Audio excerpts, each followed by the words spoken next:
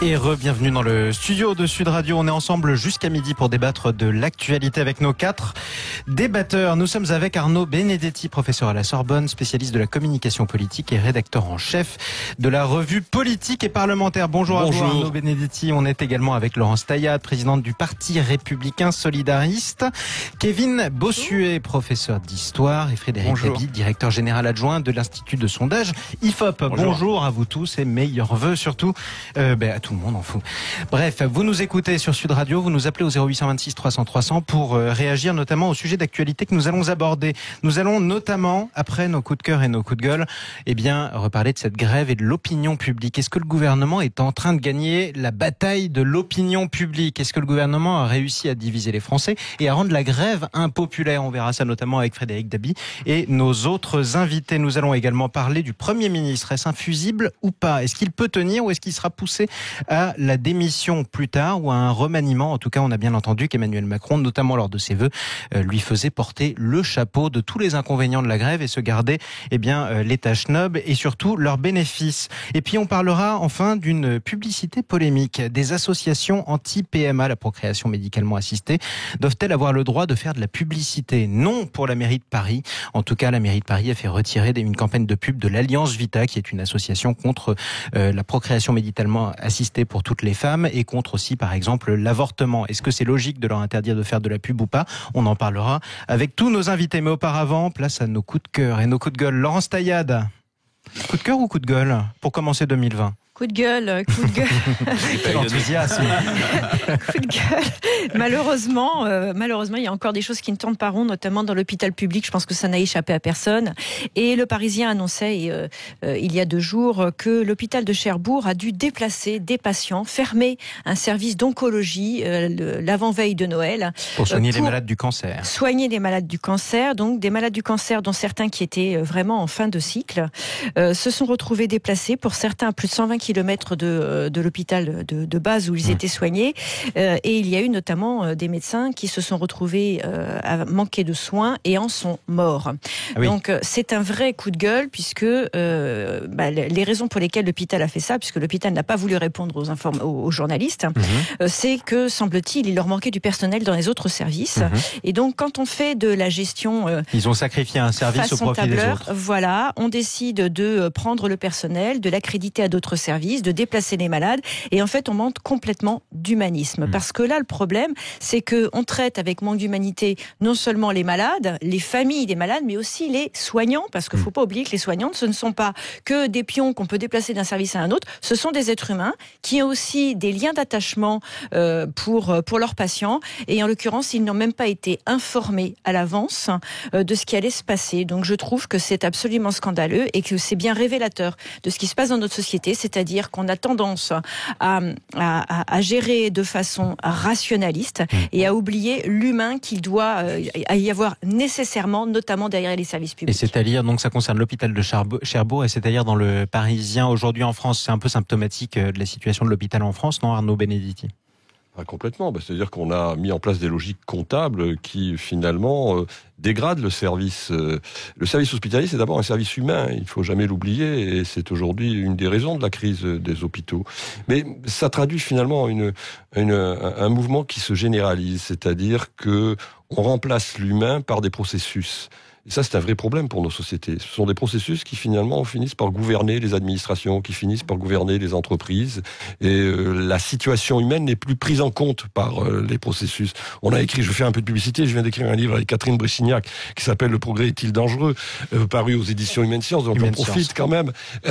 On explique que vraiment, l'un des processus aujourd'hui majeurs, je veux dire, qui aujourd'hui caractérise l'évolution des sociétés, c'est justement ce remplacement de l'humain par les machines. Alors, c'est pas nouveau. Charlie Chaplin, dans les temps modernes, avait montré, mais c'est systématique aujourd'hui. Et donc, in fine, ça finit par poser les problèmes que l'on rencontre et que Laurence vient de décrire. Et au-delà de la machine, ça pose aussi la question des budgets, par exemple. Après tout, c'est vrai que l'hôpital public est financé par les Français, tout simplement.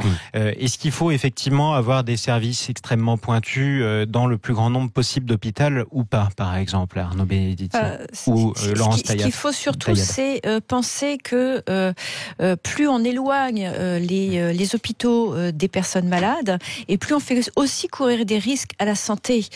En l'occurrence, on s'est rendu compte que dans les urgences, on avait une augmentation du taux de mortalité, non seulement parce que les urgences sont engorgées, mais c'est aussi parce que justement il n'y a plus de services de proximité, donc les gens sont obligés de faire davantage de kilomètres, sont plus nombreux à venir parce qu'il n'y a plus de médecins non plus dans les lieux éloignés, et on est en train de faire courir un risque sanitaire de ce fait, un risque de santé à l'ensemble de la population. Donc c'est absolument inacceptable, on ne peut pas avoir de gestion comptable de la santé dans notre pays. Kevin Bossuet, je vous vois d'accord. Plutôt. Oui, parce que ce qu'il y a derrière, c'est aussi la fracture territoriale qu'il y a en France. Moi, je suis allé lors de ces vacances-ci à la campagne, notamment au fin fond des Ardennes, où les gens ont vraiment du mal à se soigner. Même pour trouver un dentiste, il y a 4 à 5 mois d'attente. Un ophtalmo, on est à 7 à 8 mois. Donc on sent bien cette fracture-là qui avait été mise en avant notamment par les Gilets jaunes, où quand on est à Paris, globalement, on est plutôt bien soigné avec des médecins plutôt Toulouse, très compétents. Ou à Marseille, etc., dans les grandes métropoles, alors que quand on est dans une zone rurale profonde, ou même dans une zone rurale normale, c'est beaucoup plus compliqué, donc l'injustice est là. On le sent d'ailleurs dans les enquêtes d'opinion, ou pas, ce désarroi des Français en fonction du lieu où ils habitent par rapport aux services publics. Déjà, on sent une préoccupation jamais vue sur les questions de santé. On a fait avec Sud Radio à la rentrée notre enquête annuelle sur les préoccupations des Français. Pendant très longtemps, c'était dominé par le diptyque emploi pour un achat. Là, fin août 2019, pour la première fois, la santé arrive en tête. Largement en tête. C'est lié à ce que vous dites. La question de l'accès aux soins, y compris dans les métropoles. C'est pas évident de trouver des rendez-vous avec des professionnels, des spécialistes dans les grandes métropoles, moins bien sûr qu'en rural. C'est lié à la situation de l'hôpital public. On avait fait une enquête avec Marianne sur 1 an après les Gilets jaunes. Qu'est-ce qui met le plus en colère les Français? Juste derrière le travail qui paye mal, il y avait la situation de grandes institutions comme l'hôpital, l'armée, l'école. Donc on est sur... Et puis il y a eu ce lien environnement-santé qui fait que plus que jamais les questions de santé sont au cœur du malaise français et de ce pessimisme de projection. La cohue des urgences dans les grandes villes, le désert médical aussi. Et puis au-delà de tout ça, il y a aussi la question de l'accès aux soins en termes financiers, parce que 5 millions de Français n'ont à ce jour toujours pas de mutuelle. Donc quand on n'a pas de mutuelle, ça veut dire que quoi qu'il advienne, on doit payer les dépassements de santé. Et au-delà de tout ça, il y a un certain nombre de Français, notamment les fonctionnaires, qui renoncent à se faire soigner parce qu'ils n'ont pas la capacité d'avancer les frais. Donc toutes ces questions font que aujourd'hui, on a une baisse de l'accès aux soins. Par exemple, pour le dentaire, les Français sont 40% à se faire soigner quand la moyenne en Europe est de 70%. Pourquoi? Parce que justement ces dépassements dentaires, parce que aussi le tiers médical n'est que de 25% chez les dentistes, ça fait qu'effectivement les Français renoncent à se soigner. Alors il faut parler aussi d'une réforme qui a été portée pour le coup par le gouvernement actuel, qui va concerner un certain nombre de soins, pas tous évidemment, il s'appelle le reste à charge zéro, qui fait que effectivement tous les patients n'auront pour certains actes ou produits médicaux, en tout cas vous n'aurez plus à avancer des frais ou à tout payer. Quand on a une mutuelle, attention, quand on a une mutuelle, et en l'occurrence les mutuelles là sont en train d'augmenter massivement leurs tarifs et de supprimer les tarifs premier prix. Donc en réalité, à un moment ou à un autre, ça se répercute dans notre panier. On va reparler en tout cas de cette préoccupation qui vous concerne tous d'ailleurs, l'accès à la santé. Dans 1 heure à peu près, un peu après-midi, dans l'émission d'André Berkoff, on recevra un maire qui menace de faire une grève de la faim. Ça se passe dans la Loire. Il avait plus de médecins depuis le 1er janvier. Il voulait en recruter et les employer directement au service de la commune. Problème, il devait faire 35 heures et du coup ne pas travailler le week-end. Les médecins libéraux s'opposent à cela, les médecins libéraux d'à côté, parce que ils exigent qu'ils fassent aussi des gardes. Voilà, c'est un peu kafkaïen, quoi qu'il en soit, la situation de la santé en France. Kevin Bossuet. Oui, vous aviez un coup de cœur ou un coup de gueule? Non, un coup de gueule, donc justement contre la réforme 100% santé, vous savez, c'est d'amour. Ouais, c'est ça. On commence bien l'année. Ouais, c'est cette réforme qui a été voulue par Emmanuel Macron pour s'acheter une conscience sociale, dont le but est un reste à charge zéro, notamment pour les prothèses dentaires, les prothèses auditives ou encore les lunettes. Et là, il y a la deuxième étape de cette réforme qui a été mise en place au 1er janvier dernier. Et sauf que on nous parle de justice sociale, on nous parle d'économie, sauf que quand on gratte un peu, on se rend compte que finalement ça va nous coûter beaucoup plus cher, puisque certes le reste à charge zéro concernera des lunettes qui sont dans un panier de soins, des montures qui sont fabriquées en Chine, qui sont de très mauvaise qualité, qui sont excessivement peu nombreuses, ainsi que des verres notamment qui ne pourront pas bénéficier du traitement anti-poussière ou anti-reflet bleu qui est pourtant indispensable dans certaines professions. Des produits plutôt bas de gamme, low cost, mais qui seront gratuits quand même pour une... seront gratuits. Alors évidemment, si on ne veut pas ces lunettes-là, on va pouvoir piocher dans un second panier, sauf que le problème, ça va nous coûter beaucoup plus cher, puisque avant le 1er janvier 2020, la monture était remboursée par les mutuelles sur 150 €. Désormais, ça sera seulement sur 100 €, donc on va perdre 50 €. Et comme l'a dit Laurence, en effet, il va y avoir comme conséquence une augmentation notamment des mutuelles. Donc globalement, on va en avoir pour beaucoup plus cher. Donc on est typiquement dans le macronisme dans toute sa splendeur, où les pauvres ont du low cost, où les riches, eux, ça ne les dérange pas de mettre 100 €, 200 € de plus, et les classes moyennes qui vont devoir encore casquer. Donc c'est la réforme de Macron, c'est comme les retraites, ça paraît formidable sur le papier, et quand on gratte un peu, c'est désastreux pour les classes moyennes. Frédéric Dabi, vous avez des lunettes, elles sont low cost ou elles sont luxueuses? Je ne le sais pas, tout à fait. Non, je ne connais pas le fond du dossier. C'est vrai que c'est une réforme qui a été annoncée pendant la campagne présidentielle. Et une fois de plus, c'est une des forces d'Emmanuel Macron, en rupture avec ses prédécesseurs, de dire ce qu'il fait et faire ce qu'il dit, mais ça suscite des oppositions. C'était un slogan de Nicolas Sarkozy à une autre époque. Je fais ce que je dis, je sais ce que je fais. La thématique des promesses non tenues a été majeure dans la popularité de Nicolas Sarkozy, s'agissant d'Emmanuel Macron, qui est certes impopulaire, mais qui garde son socle, qui ne bouge absolument pas. C'est pour ça que la situation de l'opinion est relativement figée, on en parlera un peu plus tard. C'est que son socle tient, notamment sur ce sentiment chez un nombre important de Français qu'il tient parole par rapport à ses engagements de campagne. Arnaud Benedetti, est-ce qu'il tient parole, Emmanuel Macron, à la limite? Est-ce que même sur le reste à charge zéro, une réforme qu'on peut critiquer ou ne pas critiquer? Il tient parole dans la rhétorique, il tient parole dans la sémantique, mais il y a par exemple un sujet sur lequel il n'a pas tenu parole et qui était un sujet pour lequel d'ailleurs on le créditait finalement d'une véritable compétence, c'est la maîtrise de la dépense publique. La trajectoire de sérieux qu'il proposait lors de la campagne présidentielle a été largement rompue. Oui, mais enfin c'est quand même un vrai problème parce que il a été quand même élu aussi là-dessus. Donc je ne suis pas sûr qu'il tienne parole sur tout ce qu'il a dit, mais en tout cas, il communique d'une telle manière qu'on a le sentiment qu'il tient parole sur l'ensemble de ses engagements. De perception, bien évidemment, de représentation. Voilà. Allez, vos coups de cœur et vos coups de gueule. On va revenir dans quelques instants sur Sud Radio avec vous quatre. On parlera notamment, d'une banque qui a fermé les comptes d'une libraire qui l'a critiqué sur Twitter. Voilà, soyez polis avec votre banquier, surtout si vous en avez besoin, ça peut vous jouer des tours. Sinon, on est toujours avec nos quatre débatteurs, Laurence Tayat, Kevin Bossuet, Frédéric Dabi et Arnaud Benedetti. À tout de suite sur Sud Radio. Allez, on est de retour dans le studio de Sud Radio avec nos quatre débatteurs. Arnaud Benedetti, auteur du livre Le Progrès est-il dangereux? C'est publié chez Humaine Science. Vous êtes également excellent livre, il faut le dire. Merci, puisque j'en suis une lectrice et c'est un livre qui pousse à la réflexion, il faut le dire.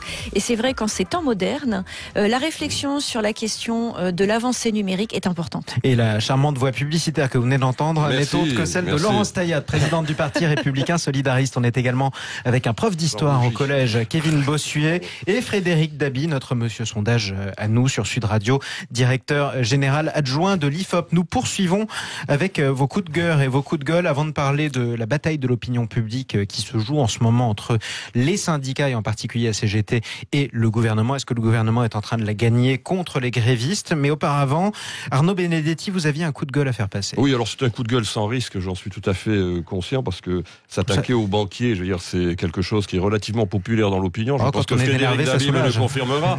Mais en l'occurrence, c'est la mésaventure qui est arrivée à une libraire qui a osé critiquer sa banque parce que tout simplement, elle n'arrive pas à joindre tout simplement lorsqu'elle appelle des gens qui dans sa banque puissent lui répondre aux questions qu'elle se pose sur un plan pratique. Et elle a osé se plaindre sur Twitter. Et bien la réponse de la banque que je ne citerai pas a été très claire. Elle lui a fermé ses 4 comptes alors qu'elle n'a aucun problème sur ses comptes. Elle n'est pas du tout, je veux dire, dans le rouge. Donc, je trouve d'abord cette méthode sur le plan commercial assez désastreuse et même, pour le tout dire, assez scandaleuse. Ouais. Mais ça revient finalement à ce qu'on disait tout à l'heure sur l'hôpital, parce que cette libraire, elle met justement l'accent sur un sujet qui est un sujet que l'on rencontre tous au quotidien, c'est-à-dire essayer d'appeler votre banque. Aujourd'hui, vous tombez sur des plateformes où on ne vous répond pas, on dit qu'on vous rappelle, on ne vous rappelle jamais, et vous n'avez plus de service de proximité.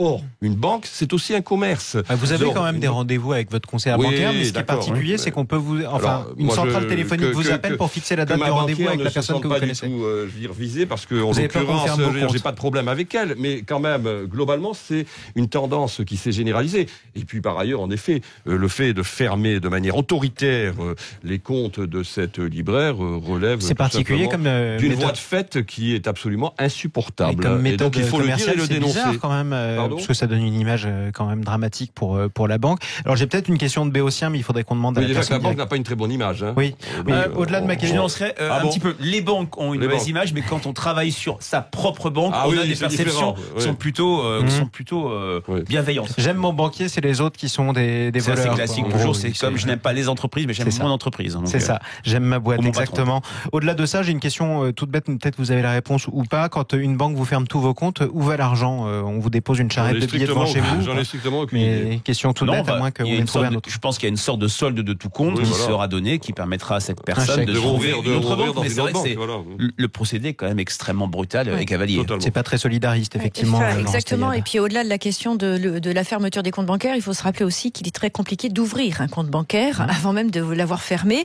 Alors maintenant, il y a les fameux comptes gratuits qu'on peut avoir chez son débitant de tabac, mais ça c'est possible uniquement pour les particuliers. Lorsqu'on est une association ou lorsqu'on est un parti politique, en l'occurrence, c'est extrêmement compliqué. Et demandez au Rassemblement National. Pour information, oui, mais non, mais moi j'ai vécu la même expérience. On a mis 1 an à avoir un compte bancaire. Il a fallu faire appel à la Banque de France pour contraindre une banque à nous ouvrir un compte bancaire. On n'a pas de problème particulier de financement. Nos comptes fonctionnent très bien. Pour autant, on n'a ni chéquier, ni possibilité de faire des virements, ce qui est extrêmement compliqué quand on a association de financement plus parti politique. Donc, les banques se couvrent, mettent ce qu'on pourrait appeler bretelles plus ceinture, et au final, gênent aussi la vie démocratique de notre pays. Parce que lorsqu'il y a des créations de partis politiques, c'est la preuve que la vie démocratique fonctionne bien. Effectivement. Tiens, on parlait un peu de politique, justement. Vous aviez un coup de gueule vous-même. Non, ce n'est pas un coup de gueule. Non, ce n'est pas un coup de gueule. C'est une inquiétude. C'est un constat. C'est un constat neutre. Un coup de sang. C'est non pas du tout un coup de sang après ces 3 beaux coups de gueule. C'est tout simplement, nous sommes le 3 janvier. Dans 72 jours, il y a les élections municipales. C'est l'absence totale de la campagne pour les élections municipales. D'une part, dans l'agenda médiatique qui est nettement dominé par les grèves, et on en parlera, le mouvement social contre la réforme des retraites, par les questions également internationales. Et puis, il n'y a pas que l'agenda médiatique qui est un reflet aussi dans quel état d'esprit sont les Français. Les Français ne sont absolument pas dans cette campagne des élections municipales. Alors c'est une élection de proximité, c'est une élection pour laquelle le taux de participation est le plus fort, élection présidentielle exceptée. Et là, on y a une vraie différence par rapport à la campagne de 2013-2014 où, dès l'automne, il y avait des débats, des controverses, la bataille de Paris, la bataille de Montpellier, de Lille, de Lyon, Marseille. Et c'est pas un peu ça la raison d'ailleurs du silence des médias. On est toujours un peu gênés, nous-mêmes journalistes, y compris sur Sud Radio.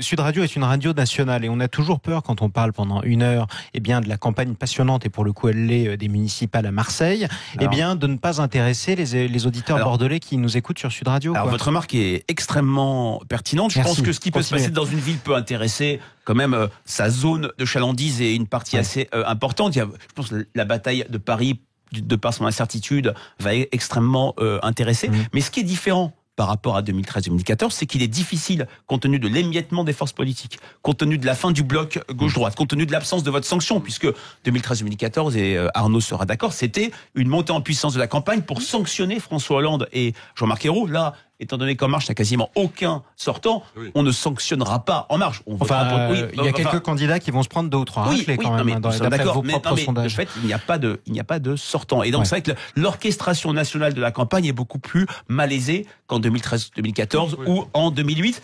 Donc, c'est pour ça que le constat, je pense que la campagne démarrera vraiment après la fin du mouvement social. Je ne sais pas quand ce mouvement s'achèvera. Il y a des vacances de février qui arrivent très très tôt. On sera peut-être sur une campagne, sur une blitz campagne, sur une campagne très courte pour ce scrutin municipal. Oui, non, il faut rajouter un point qui me semble important, un facteur important, c'est que la stratégie électorale d'En Marche vise à rendre illisible ce scrutin. Exactement. Parce que vous avez des jeux d'alliances à géométrie variable. On soutient plutôt, d'ailleurs, en règle générale, des candidats républicains, parce que comme il y a une transformation de l'électorat d'En Marche, on va plutôt vers le centre-droit. Mais on soutient aussi dans un certain coin des socialistes. Donc, tout est fait par le pouvoir aujourd'hui pour rendre justement illisible le résultat de ce scrutin. Je crois que c'est quand même totalement intentionnel aussi. Et il y a d'autres aspects d'ailleurs qui compliquent un peu la sanction. Sur les affiches des candidats En Marche, en tout cas d'une bonne partie d'entre eux, il n'y a pas marqué La République En Marche parce qu'on évite de se faire sanctionner. C'est plus important que ça. C'est vrai aussi pour les formations. Ce qui est vrai aussi, ce sont les nouvelles règles de déclaration en préfecture qui, elles aussi, vont changer complètement la donne, puisque pour les villes de moins de 9000 habitants, on ne sera plus obligé de déclarer la couleur politique, sauf qu'il s'agit de 95% des villes en France. Donc dès lors qu'on ne déclare plus la couleur politique politique lorsqu'on dépose la liste en préfecture. Il n'y aura plus de statistiques que l'on pourra établir. Et donc, La République En Marche, qui a plutôt un électorat de centre-ville et de métropole, pourra donner le sentiment de sortir gagnant de ce scrutin, alors qu'on sait que dans les territoires ruraux, c'est plutôt la droite qui devrait théoriquement l'emporter. Bon, c'est vrai quand même qu'on a commencé un petit peu à en parler de ces municipales. On va continuer. Vous avez peut-être vu d'ailleurs tous ce petit buzz qui a fait rire une bonne partie des internautes avec cette candidate de La République En Marche qui se présente dans la ville de Besançon avec ce slogan magnifique. Oui. Besançon de toutes nos forces, qui a fait beaucoup rire les internautes. Elle a jugé l'humour déplacé d'une bonne partie de ses internautes, justement. Restez avec nous sur Sud Radio. Tiens, on se demandait si la campagne municipale allait commencer après la fin de la grève. On verra d'ailleurs, ça se trouve, c'est la campagne municipale qui va terminer avant la grève, si jamais ça dure très longtemps. Quoi qu'il en soit, est-ce que le gouvernement est en train de la gagner, cette bataille de l'opinion contre les grévistes? Vous nous appelez au 0826 300 300. On en parle dans un instant sur Sud Radio. Et parlons vrai sur Sud Radio. Vous réagissez à l'actualité en nous appelant au 0826 300 300. Nous parlons aujourd'hui de la bataille de l'opinion. Est-ce que le gouvernement est en train de la gagner contre les grévistes et contre la CGT, notamment de Philippe Martinez, présenté comme un jusqu'au-boutiste et comme un méchant irresponsable? Vous nous appelez pour nous donner votre avis au 0826 300 300. Dans un instant, on donnera la parole à Yann qui nous appelle de Nantes. On est toujours avec nos 4 débatteurs, Arnaud Benedetti, Laurence Taillat, Kevin Bossuet et Frédéric Dabi. Un point d'abord avec un homme de l'art. Est-ce que le gouvernement est en train de la gagner, cette bataille de l'opinion? Que nous disent les sondages de l'IFOP? Alors, il n'y a pas eu d'enquête IFOP depuis le 22 décembre. Il y en aura une pour ce week-end dans le journal du dimanche. En tout cas, il ne perd pas cette bataille. Le soutien et la sympathie à l'égard du mouvement sont à peine majoritaires. La grande différence par rapport à 95, c'est que le soutien et la sympathie ne progresse pas. Il y a une opinion, la grève avançait en 95 et plus le mouvement était populaire. On était arrivé, c'était la même question qui était posée après que 75%, parce que 95, on oublie de le dire, c'est d'abord l'aboutissement d'une colère très forte des Français contre le Jacques Chirac qui n'a pas tenu ses promesses de campagne. Dès juillet 95, il passe dans l'impopularité, ainsi que Alain Juppé. Là, d'une part, le front est relativement figé. Les Français, c'est en ça que les vœux de Emmanuel Macron lui ont permis d'enfoncer les clous, ont intériorisé que le gouvernement ne lâcherait pas, à plus de 70% dans notre balise d'opinion IFOP fiducial pour CNews et Sud Radio. Et on a une situation relativement bloquée avec toujours cette sainte alliance de soutien au gouvernement d'électeurs En Marche et d'électeurs de droite qui a fonctionné lors de la loi travail en 2017 ou de la réforme de la SNCF en 2018. Maintenant, c'est clair que on n'a jamais eu une opinion aussi fracturée et on est maintenant sur 2 camps absolument irréconciliables entre les opposants à la grève et la majorité présidentielle. Est-ce qu'on peut voir dans vos enquêtes d'abord une différence de perception selon l'endroit où on habite? Même problème d'ailleurs que pour l'accès à la santé, parce que on a quand même l'impression lorsqu'on traite cette grève qu'elle est très dure pour les Franciliens, pas seulement les Parisiens, mais ceux qui habitent en banlieue qui ont besoin de prendre le train notamment et le métro, mais qu'elle est moins dure pour un Toulousain ou un Marseillais. Je partage complètement votre avis. C'est souvent les questions de sondage les plus simples, sont les plus intéressantes. On avait posé une question pour le Figaro juste avant les vacances scolaires. Est-ce que vous êtes, vous, personnellement gêné par la grève? 29% des Français répondaient par l'affirmative. 29%, c'est largement minoritaire. C'est beaucoup de monde dans une logique d'extrapolation. Ça fait presque 15 millions de Français. Alors, les périodes de Noël a été encore plus gênantes, mais c'est vrai que cette grève, en termes de gêne, concerne surtout les grandes agglomérations, les grandes régions et en premier lieu l'Île-de-France. La région parisienne. Laurence Taillat. Est-ce que le gouvernement a gagné? En tout cas, il dit qu'il perd pas, Frédéric Dabi. Alors, le gouvernement, dans l'opinion, est soutenu pour une raison, c'est que les Français ont envie d'universalisme, parce que l'universalisme, dans la réforme des retraites, c'est le principe d'égalité, et qui est un principe qui est très important, notamment, puisque ça fait partie de notre devise. Après, il y a une grosse réticence sur cette réforme, sur le système de retraite par points, puisque tout le monde a compris que tout le monde serait perdant, des salaires les plus élevés et aux salaires les plus bas. Donc, il y a vraiment une scission entre ces deux choses-là. En l'occurrence, on se rend bien compte que pour pouvoir passer cette réforme, il va falloir à un moment que le gouvernement la vide complètement de son contenu, et notamment sur la question de l'universalisme, puisque pour pouvoir avancer, ils sont déjà en train de parler des régimes spécifiques, en disant que finalement, il y aurait des petits arrangements. Le militaire, c'est pas pareil. Le policier, c'est pas pareil. Les danseurs de l'opéra, et voilà. Donc en réalité, on est en train de revenir sur le principe d'universalisme l'universalisme de cette réforme, ce qui veut dire qu'en réalité, cette réforme n'a plus aucun sens et il devrait peut-être la retirer. Mais vous êtes à côté de la question, Laurence Taillade. Il a gagné quand même, le gouvernement. En tout cas, il ne la perd pas. Pour l'instant, je ne suis pas sûre que le gouvernement l'ait gagné, puisque les syndicats ont bien réussi à faire porter le chapeau des grèves et des difficultés des Français au gouvernement. Là où le gouvernement risque de l'emporter, c'est dans le fait que les syndicats, enfin plutôt la base d'ailleurs, ont tendance à porter atteinte à leurs infrastructures. Je parle par exemple du blocage pétrolier, je parle aussi du blocage de certaines centrales où quand des conducteurs de train veulent quand même accéder à leur train, ne peuvent plus le faire. Donc là, dans l'opinion publique, ce genre de choses ne porte jamais toujours dans le sens positif pour les personnes. Bon, il y a quelques effectivement débordements. Kevin Bossuet, on a vu notamment des images d'une conductrice de métro. C'était à Paris, effectivement, qui était bousculée, insultée par tous ses collègues.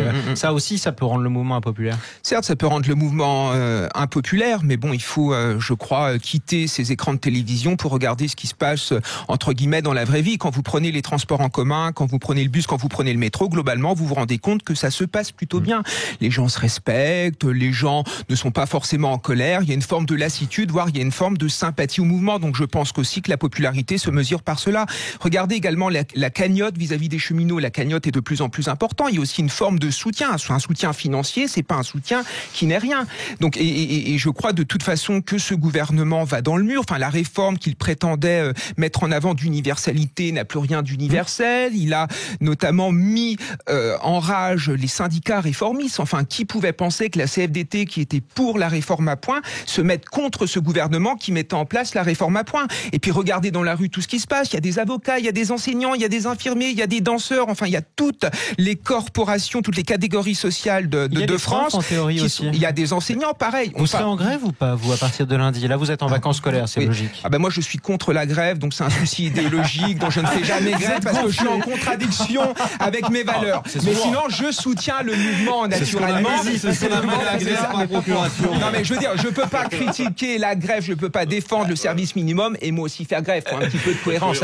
Voilà. Après, je trouve évidemment que cette réforme est profondément injuste. Nous, on se fiche de nous. Et je pense qu'il y a une rupture de confiance. Je veux dire que nous, on s'est engagé dans l'éducation nationale. On savait qu'on n'allait pas être beaucoup payé au cours de notre carrière, mais qu'on allait avoir une retraite plutôt digne. Et là, on nous dit quoi? Ah, mais non, finalement, vous allez être très mal payé. Puis à la fin, vous aurez une retraite de misère. Donc, il y a une rupture de confiance qui n'est pas accessible. Alors, on nous parle de revalorisation, mais on attend encore les chiffres. Je veux dire, on nous parle de revalorisation jusqu'en 2037. Mais nous, on n'est pas en confiance qu'on nous augmente maintenant et on pourra peut-être accepter notamment cette réforme de retraite. Et je crois que de manière générale, il y a une crise de confiance excessivement grave vis-à-vis de ce gouvernement. Ce gouvernement peut nous raconter tout ce qu'il veut, on ne le croit plus et il y a une crise de légitimité démocratique et c'est ça le vrai problème d'Emmanuel Macron. Je rappelle malgré tout que tous les inconvénients auxquels sont confrontés une bonne partie des Français devraient s'élargir un petit peu à partir de cette semaine. À partir du 7, par exemple, la CGT veut bloquer toutes les raffineries, ce qui signifie qu'il n'y aura plus que les usagers du bus et des trains qui seront peut-être gênés. Il y aura aussi ceux qui prendront leur voiture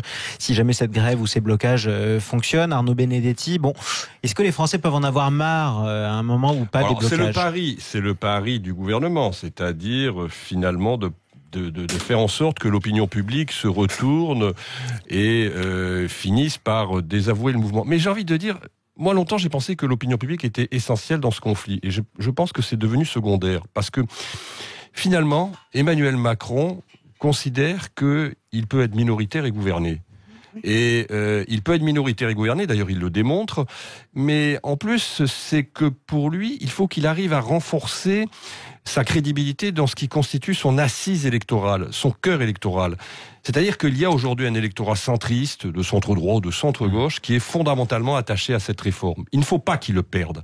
Parce que s'il le perd, en effet, là, en l'occurrence, son assise électorale risque de s'effriter. Donc il faut qu'il tienne coûte que coûte. Cette réforme, elle est existentielle pour lui. Alors ils sont dos au mur, manifestement, aujourd'hui, face à une opinion publique quand même qui continue malgré tout à soutenir le mouvement de la grève. Mais finalement, pour Emmanuel Macron et l'exécutif, c'est quasiment secondaire en vue des élections présidentielles de 2022. Du moment qui fait plaisir à son petit électorat, en tout cas à son électorat. Il a une assise. Je parle sous le contrôle de Frédéric Dabi, mais il a une assise en termes de sociologie politique qui fait qu'aujourd'hui, il faut absolument qu'il arrive à satisfaire cette assise pour être crédible en 2022. S'il perd sur la question de la réforme, mais quels sont ses atouts? Il n'en a plus. C'est quand même un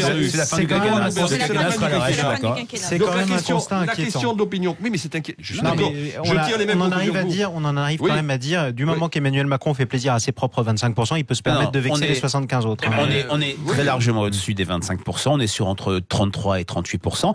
On n'est plus dans la logique de bipolarisation gauche-droite. Et je suis tout à fait d'accord avec ce que vient de dire Arnaud Benedetti. On peut très bien tenir avec son socle présidentiel, avec cette capacité à capter un gros tiers, voire 45% de l'électorat de droite. Et c'est vrai que, d'une part, le soutien à la grève est nettement moins fort qu'en 95 et qu'en 2010. En 2010, il était plus fort. Ça n'a pas empêché la réforme Sarkozy-Wörth-Fillon de passer. Et c'est vrai à cette époque où Nicolas Sarkozy disait, quand il y a une grève en France, plus personne ne s'en aperçoit. Il y a des prophéties comme ça qui sont tombées à l'eau. 0826 300 300. Yann nous appelle de Nantes. Je suis désolé, Yann, on vous a fait attendre un tout petit peu. Soyez le bienvenu sur Sud Radio. Est-ce que vous la soutenez, cette grève ? Oui, évidemment. C'est pas obligatoire. C'est pas obligatoire, ouais. Moi, je voudrais revenir un petit peu sur le cœur du débat, sur finalement qu'est-ce qui constitue un débat. Et moi, je réagissais parce que je vous suis sur Facebook, je suis assez intéressé. J'avais vu des sorties assez intéressantes. Et là, vous posez une question tellement ouverte parce que je vous la repose.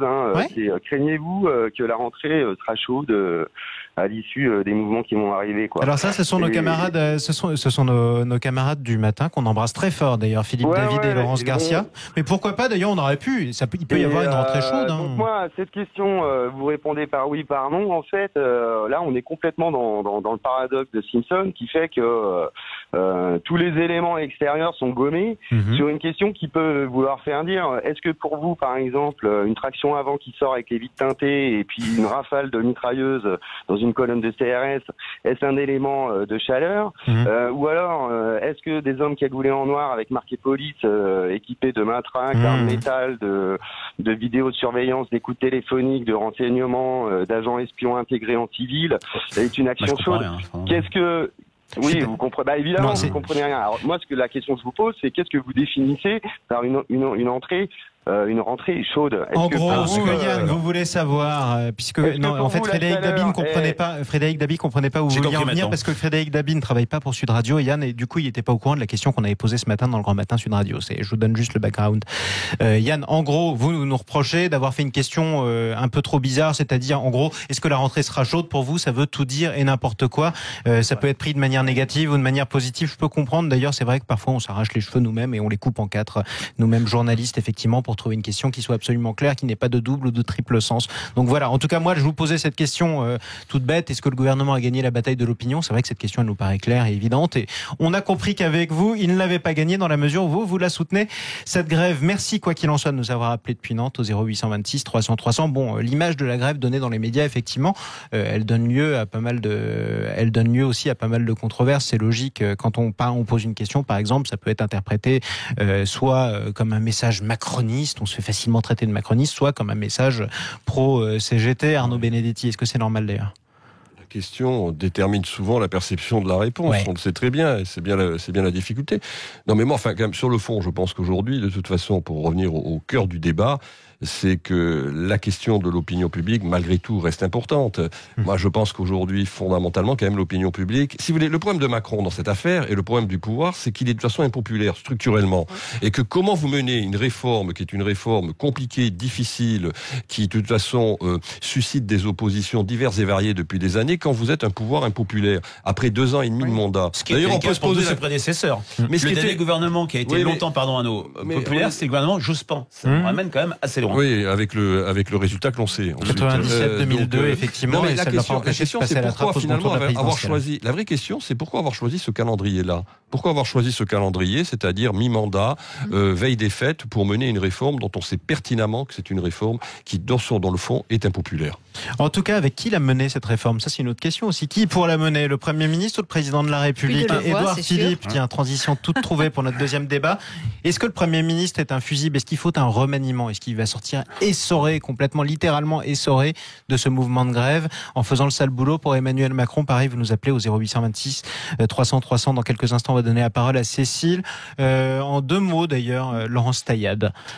Ce qui semble évident, c'est que Emmanuel Macron, à aucun moment, n'a abordé la question de l'âge pivot. Donc, ça semble être la marotte d'Édouard Philippe. Il l'a abordé. Oui. Il était plutôt hostile. Oui, c'est ça. Il était contre. Donc, à aucun moment, effectivement, ça ne faisait partie de ses propositions, puisque lui avait promis le maintien de 72 ans pour l'âge de départ à la retraite, ce qui est maintenu, mais avec des conditions très défavorables. Donc, et lorsqu'on analyse les vœux tels qu'Emmanuel Macron les a prononcés, il renvoie au gouvernement où il dit: j'ai demandé au gouvernement ce qui veut dire que si le gouvernement ne va pas jusqu'au bout de cette réforme, eh bien c'est Édouard Philippe qui devra en porter la responsabilité, ce qui est très habile sur le plan politique, puisque ça permet à Emmanuel Macron de se désolidariser complètement d'Édouard Philippe. C'est le genre de choses que vous feriez vous-même, présidente du Parti républicain solidariste, si vous étiez au pouvoir. Je pense que si je devais un jour être au pouvoir, déjà je gouvernerais de façon beaucoup plus large et j'éviterais de me retrouver complètement isolée avec une majorité aussi faible. Le problème d'Emmanuel Macron aujourd'hui, c'est que il est dans l'incapacité la plus totale d'écouter les oppositions qui parfois ont d'excellentes idées. Donc si effectivement ce genre de situation devait m'arriver, pour l'instant je pense pas que ce soit le cas, j'éviterais ce genre d'isolement. Allez, est-ce qu'Édouard Philippe doit rester Premier ministre ou est-ce qu'il faut remanier le gouvernement? On en parle dans un instant sur Sud Radio. Vous nous appelez au 0826 300 300. J'ai coupé l'herbe sous le pied de Frédéric Dabi qui était prêt à répondre tout de suite, mais on se retrouve tout de suite. On donnera la parole à Cécile aussi qui nous appelle depuis Pau au 0826 300 300 pour vous tous. C'est le même numéro, à tout de suite.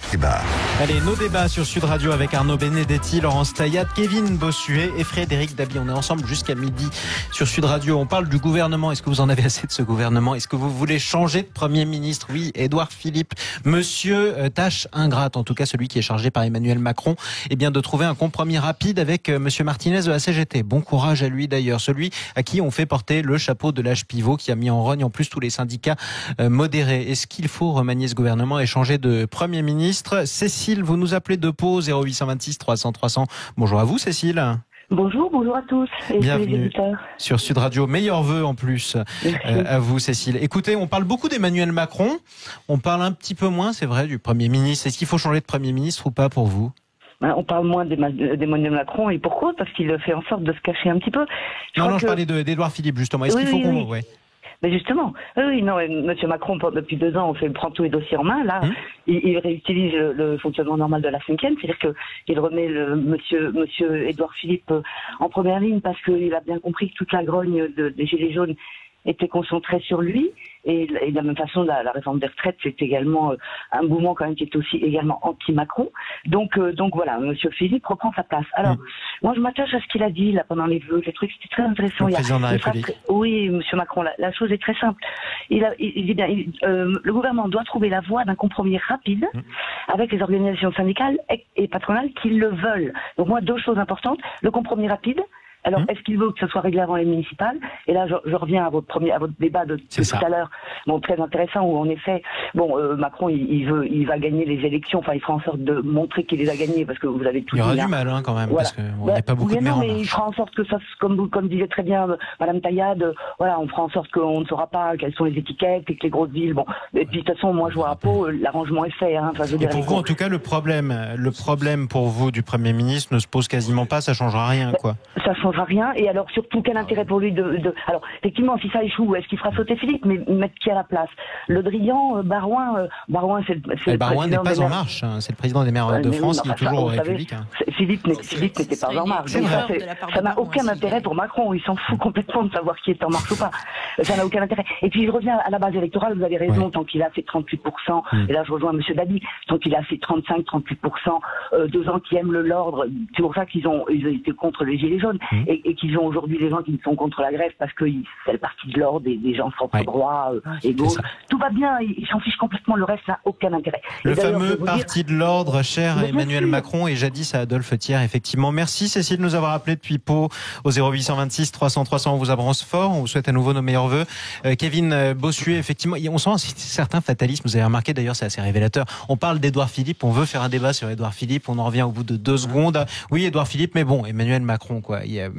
C'est un fusible quasiment. Il n'y a rien d'autre. On n'arrive pas à parler d'Édouard Philippe en tant que tel. Oui, parce qu'Emmanuel Macron ne manque pas d'air. Enfin, la réforme des retraites, c'est la réforme d'Emmanuel Macron, je veux dire. Enfin, je pense qu'Édouard Philippe subit notamment tout ce qui est en train de se passer plus qu'autre chose. Et en plus, la réforme d'Emmanuel Macron n'existe plus. Genre, il a dit il y a quelques semaines, notamment lors d'un débat, que s'il commençait à donner des régimes spécifiques aux policiers, aux gendarmes, etc., il n'y aurait plus de réforme. C'est justement ce qu'il est en train de faire. Donc, il n'est plus du tout crédible. Donc, il voit bien qu'il est en train d'échouer, qu'il ne peut plus porter cet échec. Donc, il accuse bêtement, comme un petit gamin dans une salle de classe, le Premier ministre pour dire qu'il n'y peut rien et que si ça échoue, ça sera à cause d'Édouard Philippe. Scolaire est salé. Attendez, là, je trouve qu'on est un poil, si je puis dire, caricatural. Qu'est-ce qu'on a reproché à Jean-Marc Ayrault? Qu'est-ce qu'on a reproché à François Fillon et même à Édouard Philippe? C'est, voilà, dans ce président jupitérien, cette hyper-présidence sous Nicolas Sarkozy, ou ce président plus tranquille sous François Hollande, un Premier ministre qui n'existait pas. Parce qu'il y a le quinquennat, parce qu'il y a l'invasion du calendrier électoral. On dit il n'imprime pas. Il n'imprime pas. Et c'est vrai que dans les enquêtes, notamment qualitatives, il y a énormément de critiques récurrentes qui est en positif, ils s'entendent très bien, pas une feuille de papier à cigarette entre Édouard Philippe et Emmanuel Macron, et en négatif, le pantin, la marionnette, il n'existait pas. Là, ce qui s'est passé quand même lors des vœux, quelque chose qui a été en rupture avec les vœux précédents. Il y a eu beaucoup d'éléments de continuité, la posture physique d'Emmanuel Macron, debout, assez, je dirais... Vous voyez que vous ne parlez pas du Premier ministre, c'est pour parler de la posture physique du président de la République. Et en rupture, pour la première fois, une posture plus délégataire, en disant, cette réforme, c'est le Premier ministre qui va la mettre en branle, avec en plus ce compromis. Alors, le terme de compromis, c'est un petit signal historique envoyé à la CFDT, je ne vais pas remonter au compromis austro-hongrois du 19e siècle. Vous allez loin, ouais. Mais voilà, on a quand même cette chose-là. Maintenant, Édouard Philippe, contrairement à certains de ses prédécesseurs, imprime pas mal. Parce qu'un petit peu... Ça veut dire quoi imprime d'ailleurs? Je me suis toujours posé la question. C'est-à-dire qu'il a maintenant réussi à se trouver des éléments d'image, de perception indépendants de ceux d'Emmanuel Macron. Et c'est vrai que sur cette réforme, comme son père spirituel Alain Juppé, il est maintenant, si je puis dire, en première ligne. Maintenant, et là je partage ce que vient de dire Kevin Bossuet, quand bien même il réussirait ou pas, cette réforme pour les Français est une réforme Macron. L'opposition au moment des Gilets jaunes ou de mouvement social, c'est une opposition anti-Macron, mais c'est lié aussi à notre système politique. Arnaud Benedetti, non, mais moi je pense que dans l'histoire récente de cette réforme, il y a un tournant, c'est le discours d'Édouard Philippe devant le Conseil économique et social. Parce que quand même, la question de l'âge pivot, c'est la césure qui existe aujourd'hui entre le président de la République et le Premier ministre. Encore une fois, le président de la République n'a jamais parlé d'âge pivot, il a toujours été hostile à l'âge pivot. C'est le Premier ministre qui a réintroduit cette idée de l'âge pivot, c'est-à-dire qu'en d'autres termes, il a introduit des éléments paramétriques dans une réforme systémique, avec surtout l'influence des technos du cabinet de Matignon qui ont poussé vraisemblablement à cette annonce. Et aujourd'hui, quand même, et là il a été relativement habile, même si dans ses vœux il n'y avait strictement rien, mais Emmanuel Macron a été relativement habile. Dans ses vœux, c'est certainement la partie la plus intéressante de ses vœux, c'est qu'il fait porter la responsabilité pleine et entière de l'issue de cette réforme sur les épaules du Premier ministre, clairement. Donc il y a peut-être un jeu de rôle entre les deux. Il ne faut pas totalement non plus l'exclure. C'est fort probable. C'est logique, vous avez le gentil flic partout. Ça serait pas la première fois. Mais là, en l'occurrence, en tout cas, ce qui est vrai, c'est que on a un Premier ministre qui, facialement, est en première ligne, qui est face à ses responsabilités. Et c'est ce qu'a quand même voulu signifier le président de la République lors de ses vœux en disant oui, c'est la responsabilité du gouvernement et du chef du gouvernement de trouver une issue à ce conflit. Donc il le prend à son propre jeu d'une certaine manière. Il lui dit bon, tu as voulu l'âge pivot, maintenant de toi pour essayer de se trouver une solution par rapport à cette question. En tout cas, c'est l'éternel recommencement d'ailleurs de tout. Il avait raison, Frédéric Dabi, de rappeler que François Fillon, on a eu les rumeurs de sa démission, il n'en pouvait plus de son horrible président de la République pendant des années. C'est pas la première fois qu'on se pose cette question. Jean-Marc Ayrault, pareil, Manuel Valls, pourquoi pas. Bon, on arrive à notre dernier débat de la journée, navré Arnaud Benedetti, un débat cher notamment à Laurence Taillade. On va parler de ces associations anti-PMA. Est-ce qu'elles ont le droit de faire de la publicité? On parle de l'Alliance Vita, organisation bien connue proche de la Manif pour tous, contre l'avortement, plutôt contre la procréation médicalement assistée pour toutes les femmes, qui avait lancé une campagne de pub pour défendre sa vision de la paternité. C'était dans les gares parisiennes. La mairie de Paris les a fait retirer. En tout cas, la maire de Paris, Anne Hidalgo. On a le droit de faire de la pub quand on n'est pas d'accord avec vous ou pas, Laurence Taillade?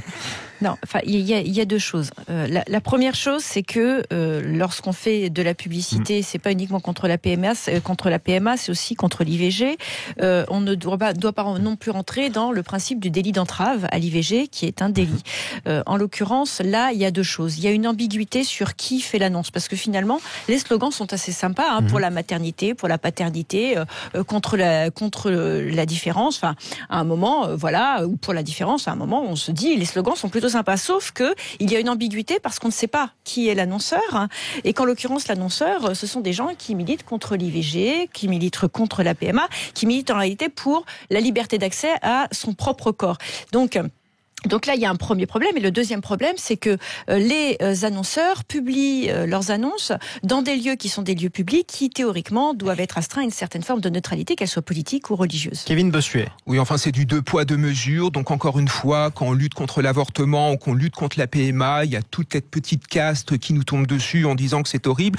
Moi, personnellement, je suis pour l'avortement, mais ça ne me gêne pas qu'il y ait sur les plateaux de télévision, notamment des gens qui soient contre l'IVG ou qu'il y ait des publicités également dans la rue. Je veux dire, Madame Hidalgo est choquée par ces publicités, sauf qu'il y en a d'autres qui ont été choqués quand elle repeint aux couleurs du drapeau LGBT la mairie de Paris. Il y en a aussi qui peuvent être choqués par cela. Donc il faut un petit peu respecter la pluralité d'opinions et arrêter ce 2 poids 2 mesures et ce politiquement correct qui est je inadmissible. répète, la question c'est l'ambiguïté. Et en l'occurrence, quelle ambiguïté? C'est qui est l'annonceur? C'est-à-dire que par exemple contre les annonceurs, les publicités. Oui, justement. Et quand vous allez sur le site, qu'est-ce qui se passe?